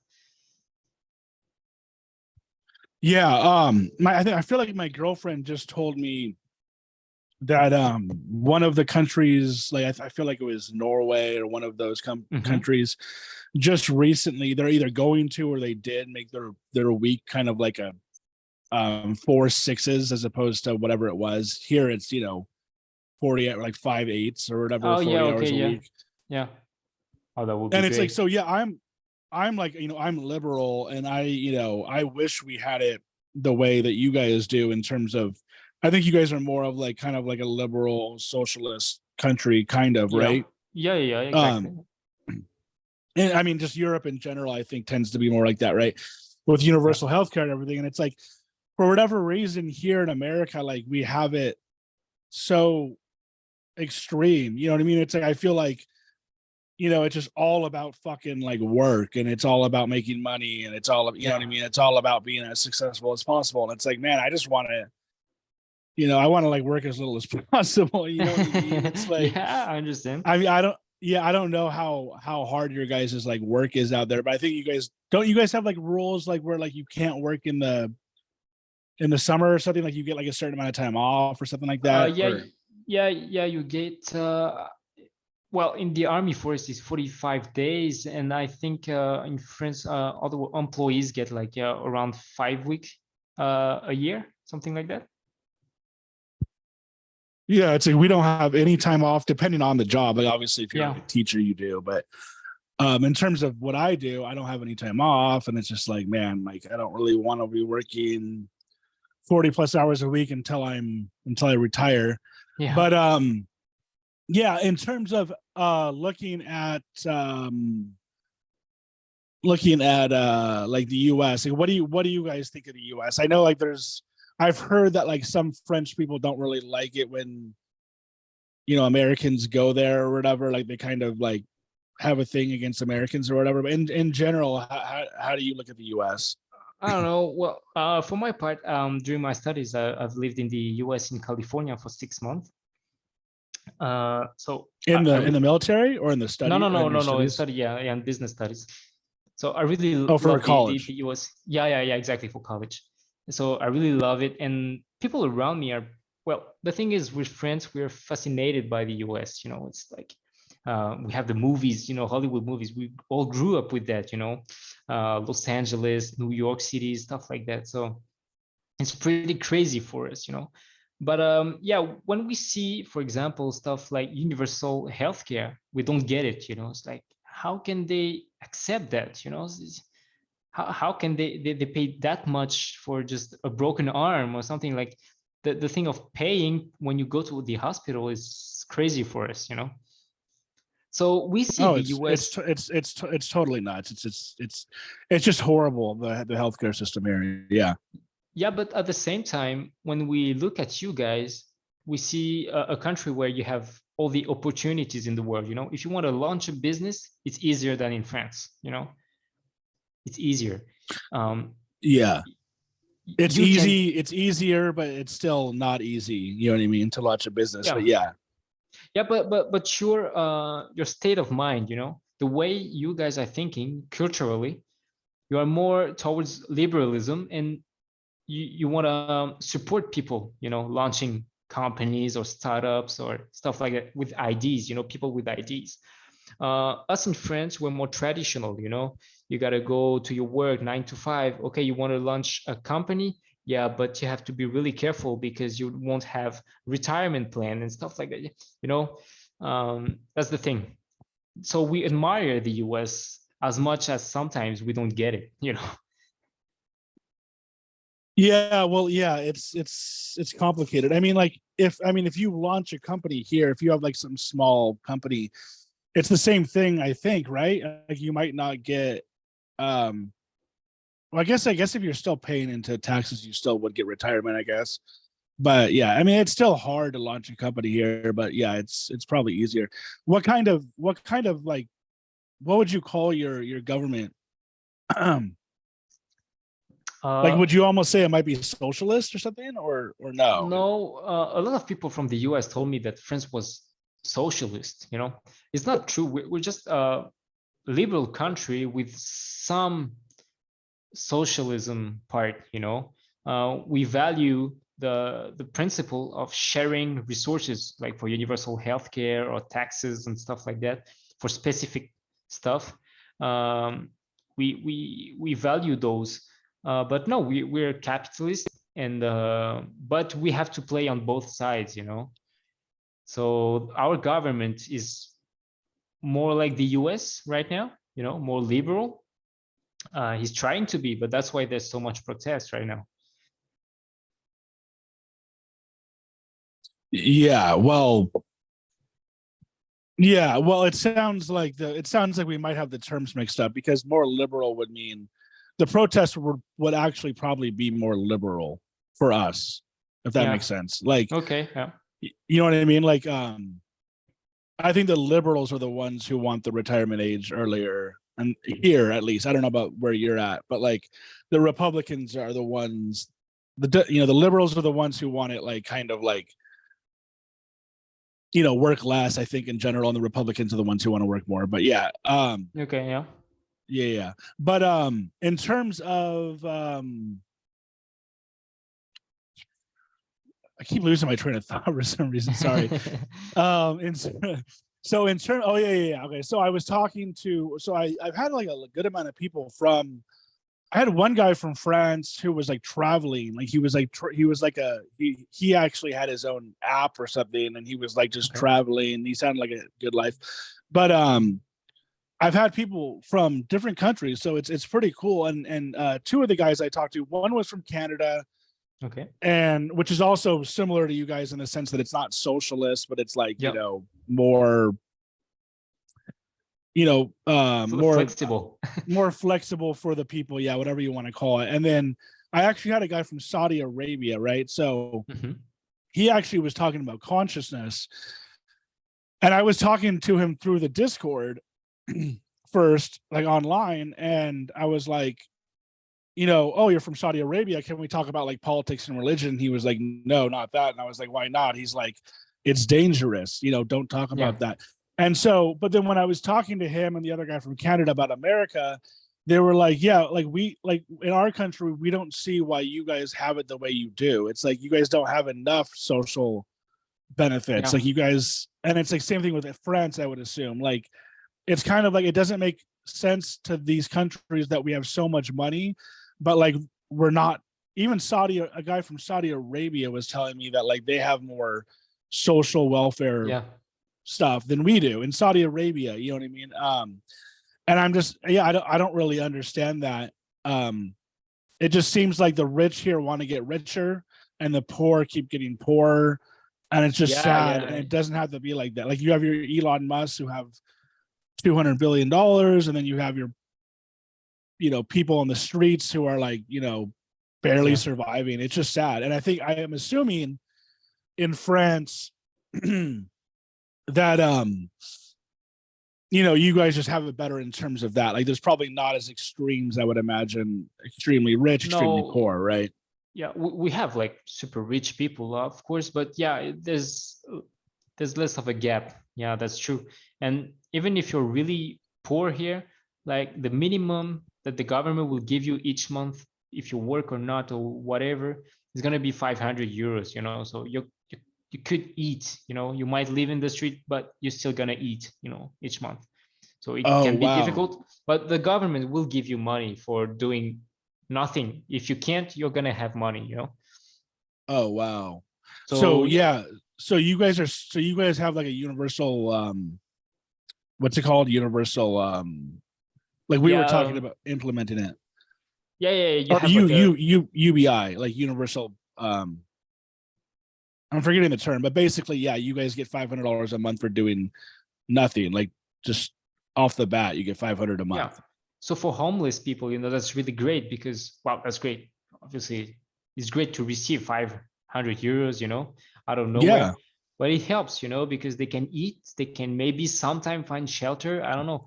They still live in the street, obviously, because 500 is not enough to have an apartment or a house. But still, you can go buy some groceries and basic hygiene stuff, Yeah. So yeah, what is that? What is that term I'm thinking of? UBI, universal basic income. Yeah. Like we were talking about implement some. I don't know if you know who. Like, do you know about like Andrew Yang? He like was running for president. No. He was one of the guys who ran for president last term, I think, and he was talking about implementing UBI, which would give everybody 1,000 a month. Okay. And it obviously it didn't go through. But I mean, to me, if I was getting 1,000 a month on top of what I'm making now, it would be perfect. And I know that some people look at it as like, oh, you don't like, I don't know, like it's begging or whatever. Like they don't want the government to give people money, but it's like in my mind, it's like, no, it's just helping people out. You know what I mean? Like you said, it's not enough money to live off of, but it's enough money to help you out for food and whatever. Yeah, if you don't have anything, it's pretty great. Yeah, and that is for everyone. That $500 a month, anybody can get it. Yeah, if you're unemployed and that's the basic. You can ask for it and you will get it. You have to ask for it, through administration, but it's pretty easy, to be honest. And if you don't have an unemployment income, if you don't have a job, if you're in between jobs or whatever, you can ask, and they will give it to you. Man, yeah, I wish we had that. I mean, we do have unemployment, but it's like a whole thing. You can get unemployment from your previous job, but yeah. So in terms of American culture in general, real quick, how like you were, well, first of all, where were you stationed when you were here, or where'd you go to college? You said you were here for a bit. For my study, I was in LA. Okay, yeah, I'm near LA. I'm like an hour and a half outside LA. So okay. So yeah, while you were here, would you say that you liked it more here? Like, would you actually prefer to live here over France, or? Yeah, I think for a while I would like to live in the US. I like the mentality of people. It's really friendly, really welcoming. Well, the people I've met at least, and they are interested in people coming from elsewhere, and that was really cool as a young guy to be over there and knowing nobody, and people just coming to me, trying to help, trying to see if I had everything I needed, if I wasn't lost, if I had friends, and if I hadn't, yeah, I can come to a barbecue or stuff like that, or go for a fishing trip, or that was really cool, and I like that. And I would like to work in an environment like that. Yeah. And then in terms of like the politics, and I guess the politics, then you mentioned like the movies and music and stuff. Well, first of all, politics. Like, how do you guys look at like Trump and Biden and all that kind of stuff? Like, do you guys follow the Yeah, American politics? well, we obviously followed the Trump part of the politics, because that was, for us Frenchies, that was incredible. It was a mess. It Oh was not yeah, possible, it's Um, crazy, man. The yeah, whole thing was nuts. we weren't even looking deep in what was happening, but on the surface, how can a president act like that? That's not possible. Yeah, it's That's just it's yeah, just so unprofessional, right? The way he yeah, acts, exactly, just yeah, all the exactly, time. Yeah, exactly. And it was probably kind of funny to you guys to watch, right? yeah, it was, yeah, like every night on comedy shows and stuff like that, you saw Trump and stuff like that. And it Yeah, was crazy for us. We're like, how can a guy like that comes into the Oval Office? Like, yeah, for us, the Oval Office, that's a great achievement, even for French people. We all know about it. We saw it in movies, and it's really great. And if you want to visit the US, everybody's gonna ask if you go to Washington D.C. and stuff like that, see the White House, and you see Trump in there, and you're like, no, that's not possible. The guy is just ruining the whole stuff. It's not possible. yeah, But yeah, as for now, with Joe Biden, to be honest, it's not that much of a hype anymore, right? yeah, Because it's way more chill. You know what I mean? Yeah. We've seen that. Yeah, he yeah. has problem speaking, apparently, confusing words and stuff like that. Well, he's pretty old, so yeah, that's how it goes at one point, I guess. But Yeah, no, I personally don't really follow the the U.S. politics, because we are overwhelmed with the gun regulation stuff, high school shootings and school shootings. That's basically all we hear about the U.S. yeah. I think my girlfriend's told me like since this year started, we've had like 300 mass shootings or something, which is just nuts. You know what I Well, mean? yeah, wow, it's crazy. It's Yeah. unbelievable.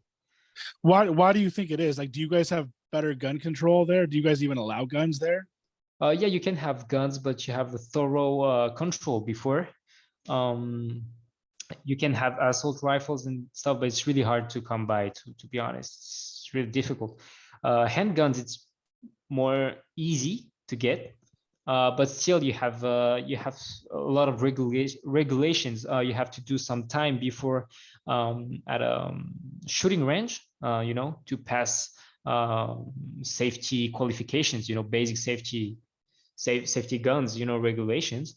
You have to do all kind of things before getting it.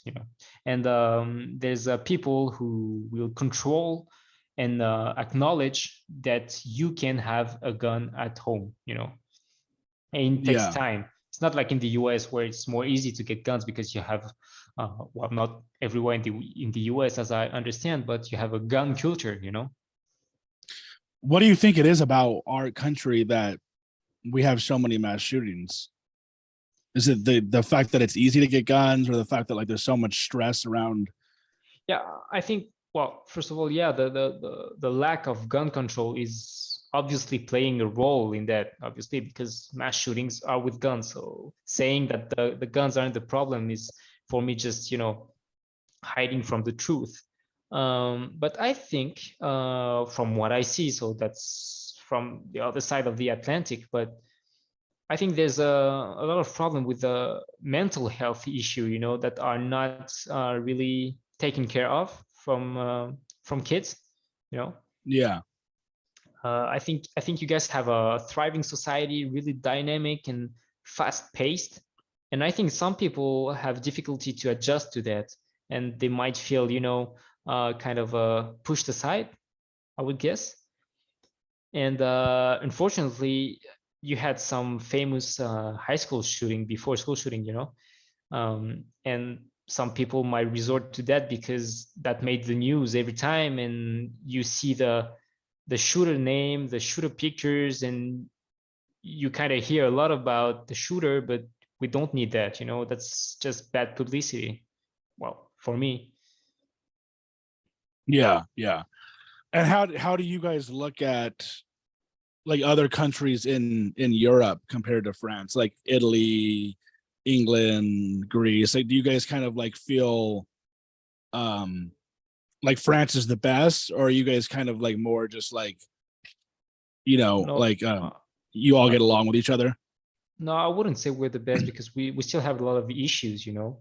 We have a lot of issues with racism and people seeing immigration as a bad thing, as opposed to people seeing it as only a good thing. Obviously, it's not black and white, so you have to, you know, you have to see the gray areas and work a really good solution instead of just saying welcome to everyone or just closing the borders to everyone. It's a long debate, and we have to go into it. For example, Italy, you mentioned, now it's right wing, but far right wing. Yeah, Is it? extremist. Yeah, Italy yeah, is? yeah. Right now, recently. So there's a lot of racism problem over there, and Oh man. it's gonna bring them down. I think it's gonna bring them down at one point, obviously, because I don't think nowadays society can thrive on racism and extremism. It's not possible. We're not made to do that anymore. And Yeah. we have the UK with the Brexit, who just, you know, went on its own way, kind of thing. And we have our neighbors, German, with you know, Mercedes and BMWs and stuff like that. They have like a really good industrial economy, which we don't. So we're kind of jealous of that, to be honest. Oh really? Yeah, because we have some problem with industries in France. Some are taking time to come back, but I think for Europe, I think we all look at northern countries, you know, like Finland and Norway and stuff like that. I think those are really great societies, and they are more advanced than us right now on human rights and social rights, stuff like that. You think they're doing it like the best, like the Norwegian Well, countries? I wouldn't say the best, but they have some really good stuff. Yeah. I think they do. I think it's a they manage to create a peaceful society. Well, peaceful, that's a big word, but you know what I mean, you know. Yeah. I think they have less social problems as we face now in the other parts of Europe. Yeah. But And like right now, as you've probably seen, like we're dealing like with a lot of like trans like issues and all that kind of stuff. And it's like, I mean, how do you guys look at that stuff? Like you guys are probably pretty, I'm assuming pretty accepting of like trans type stuff and homosexuality right there in France. yeah, we had when it was, I don't remember the year, but it was a few years back, when we legalized same-sex marriage, you know, gay marriage. We had some protests, you know, some. So of course we had some, but still, it was accepted by the majority of French people, and I don't think we have the problem yet. I don't think it's here like you guys. You know, you guys are a bit in advance on those. You know, with the pronouns and the transgender Yeah. issues that we see in the US right now. You know, we're not yet there. We're going to get there, but not yet, I think. Well, it's weird because like I mean, I'm like all for all for trans rights or whatever. Yeah. But we have a lot of people who aren't. So it's like a big issue of like there's a lot of people who are trying to I don't know if I want to say enforce it, but kind of push trans rights, but then there's a lot of people who are against it. It's like 50-50, so Yeah. it's not all good. But I thought in general France was pretty like good with like sexuality and stuff like that, like pretty liberal, right? Yeah, I think compared to the US, maybe you guys are more reserved, more secret about that. Um, we French, I think it's all around Europe. We're pretty open about sexuality. I think it comes easier to us culturally. I don't know why, but it is what it is, and yeah, we don't have that much issue with it as long as it doesn't create problems for other people. Yeah, exactly. And then in terms of like religion and stuff out there, like, are you religious? Is like Christianity pretty dominant there, or what would you say? Yes, personally, I'm not religious, but yeah, there's a lot of Christian presence. We have churches in every village. It's like everyone, every one of them. You can't have a village without a church. That's not possible in France. They are from like the 13th century or stuff like that, but you will have a church no matter what. Yet, um, it's not like in the US, for example. You guys have Christianity, of course, but it's more present. It's more uh, socially accepted. For example, on your dollar bill, you got "In God We Trust." Yeah, something like that in France won't happen. It definitely won't happen. People don't Yeah. really talk about faith. I think, yeah, I think it's more on the contrary, as sexuality. I think religion in France is more a personal thing. You keep it for yourself or your family or your close circle. Yeah, people don't really talk about it. Yeah. So yeah, like on the so to wrap things up here on the day to day, like how are you doing on the day to day? Like how are you doing? Like even right now, like do you feel pretty Well, relaxed, happy, mellow right now? yeah, I do. Well, I've worked on myself for a bit because I've started writing stories, on Reddit, stuff that I saw or I did or experienced, and it just took a took a weight out of my shoulders.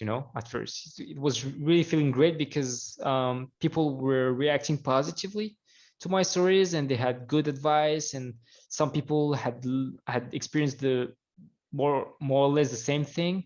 So that was really great to share with people. And I'm trying to write a book with the same stories and trying to be more to give more insight about how I perceive things when I deploy. And you're my first podcast, and my fiance advised me, and she told me, like, you should do a podcast and talk to people, about what you saw or experienced. It's gonna do some good. So I just told her, okay, I'm gonna do it. I'm gonna try. So I joined you on the podcast, and thank you for having me, by the way. And yeah, it feels great. Actually, it feels great to talk and not being afraid to be judged about what I did or what I saw or what I experienced. Yeah. Well, I mean, obviously nobody should judge you. You know what I mean? It's like you were over there for like a good cause, doing your job. Like you didn't obviously do any you didn't do anything wrong.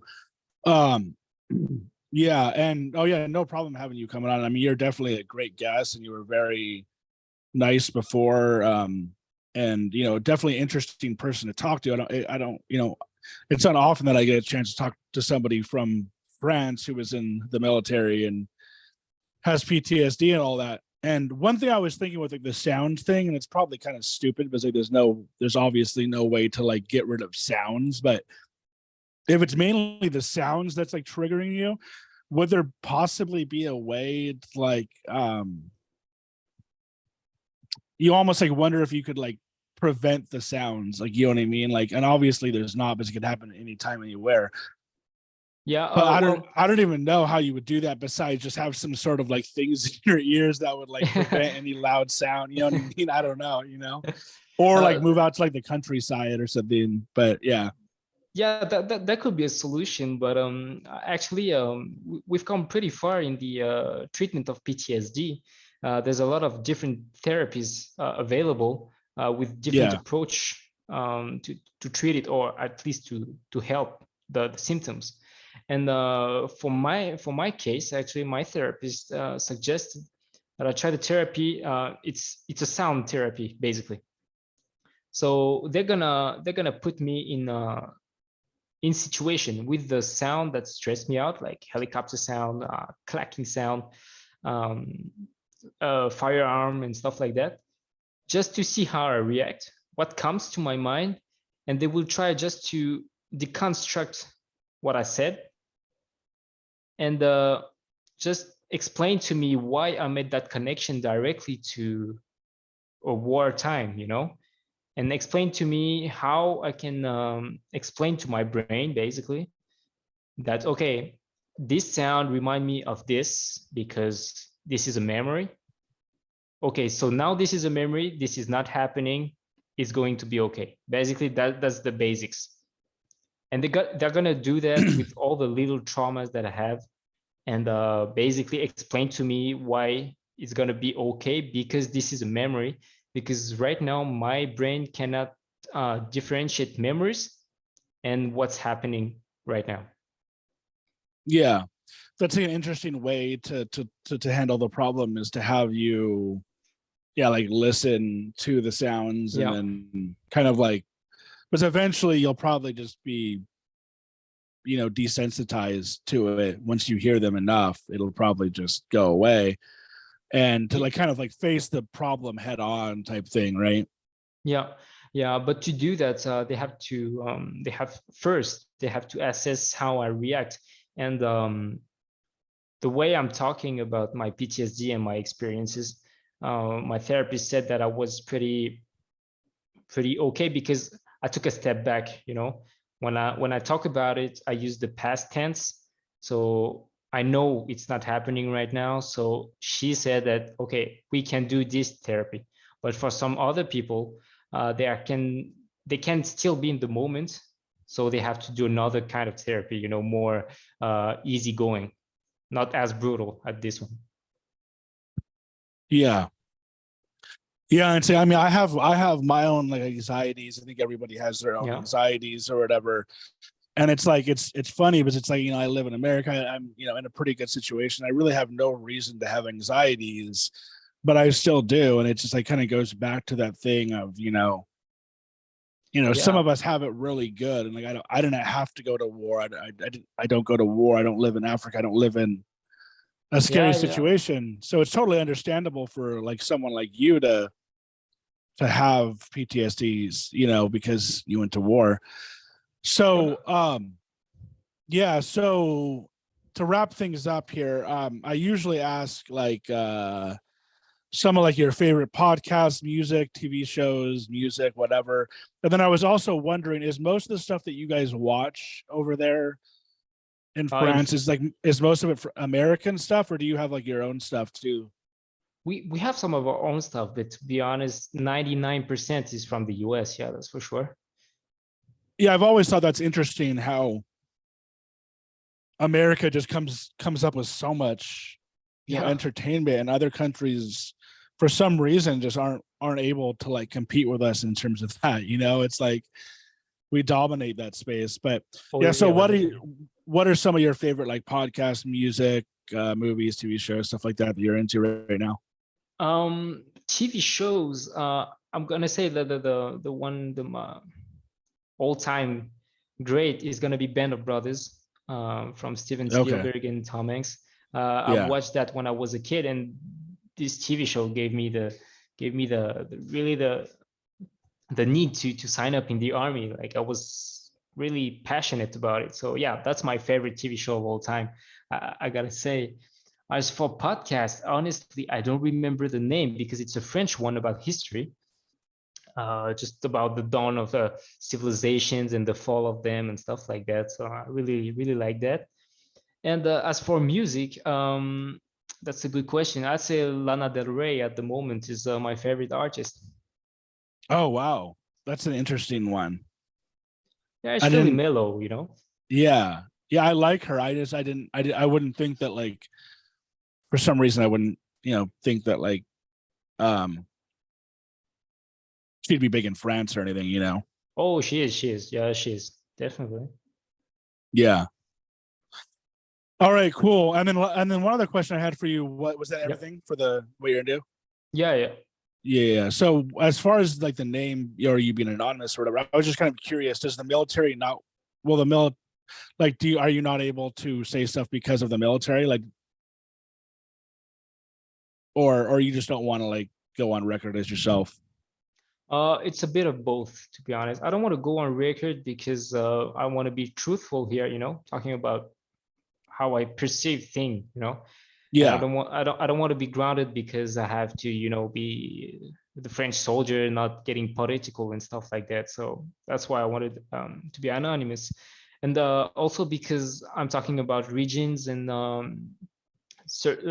particular missions where I was, and I don't want them to know who I am. Actually, it's just operational security. Just basic military stuff. Just not having my own name online and stuff like that. Yeah, yeah. I totally get it. I just didn't know if it was like a thing where you had to sign like an NDA for the military or if it was just personal. But yeah, so thanks for coming on, Matt. It was once again great talking to you. Thank you very much. Thank you for having me, Micah. No problem. And then I'll just yeah, so I'll post it pretty soon probably, and then I'll let you know when it's up. Thank you very much. No problem. Thanks for coming on. My pleasure. Bye. Bye.